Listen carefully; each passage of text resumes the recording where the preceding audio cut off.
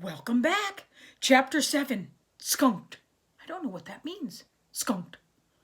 But I know that room 9 is kind of sad because they didn't win the first race. They didn't win the softball throw. Let's see what chapter 7 is about. Skunked. The skipping race came next. Room 9 chose our fastest skippers. Their names were Charlotte, Jamal Hall, that Grace, Linny, and Meanie Jim. Those people can skip like lightning, I tell ya. I made up a cheer for them. It was, "Go Skippers!" Here are the words to it. "Go Skippers, go Skippers, go Skippers, go Skippers."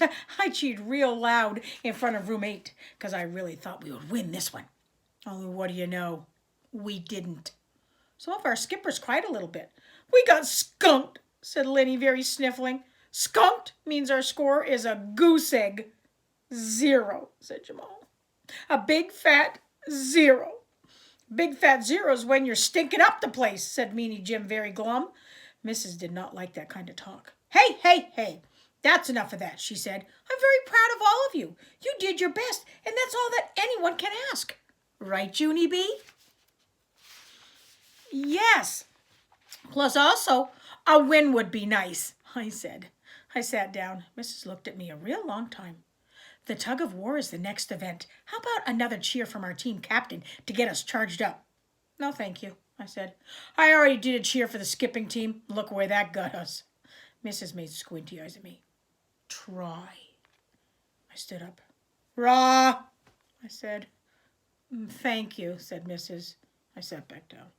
All of us lined up for the tug of war. Room 8 held on to one side of a rope. Room 9 held on to the other side.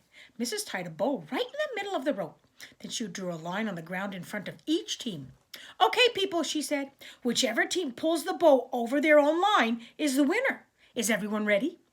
"Yes, yes, yes," shouted room 8. Room 9 just looked at her.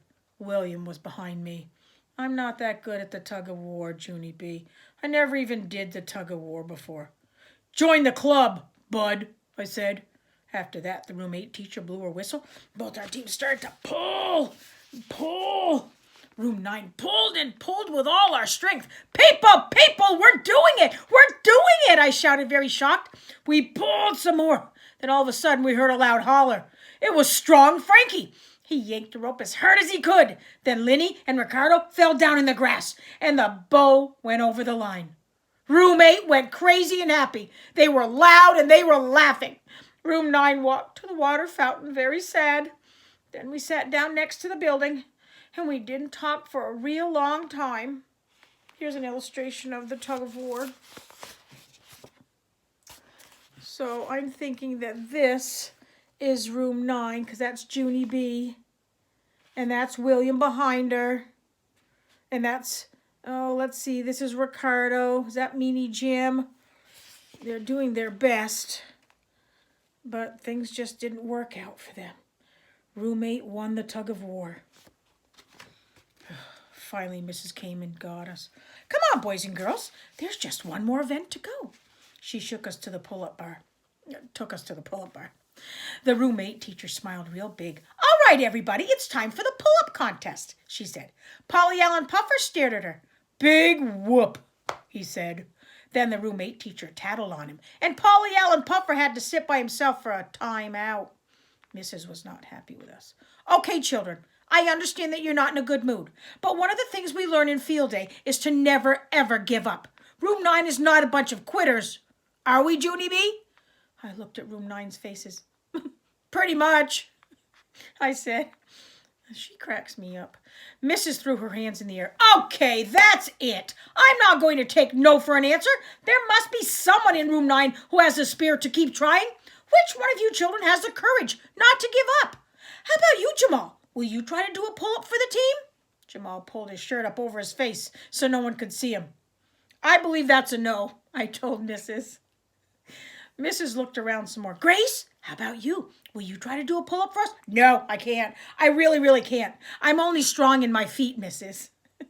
"I'm not," yelled a loud voice. "I'm strong all over my whole body." Room 9 turned around. It was Strong Frankie again. He made another arm muscle at us.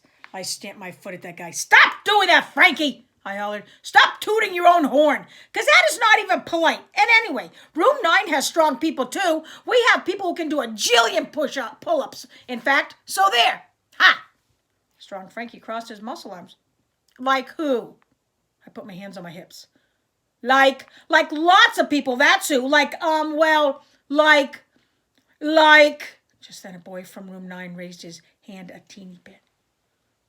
Like me. Then he walked right up to the pull-up bar, and he stood there all by himself. I did a gasp. Who do you think from room 9 has volunteered to do the pull-ups? Then the other children did gasps too. Because what do you know? It was Crybaby William. I didn't expect that at all. Oh no. It's the end of the chapter too. We gotta wait until tomorrow. The title of chapter 8, the last chapter in our book, is William. What do you think? How do you think William's gonna do? Stay tuned. I like a good suspense. I'll see you later. Bye-bye.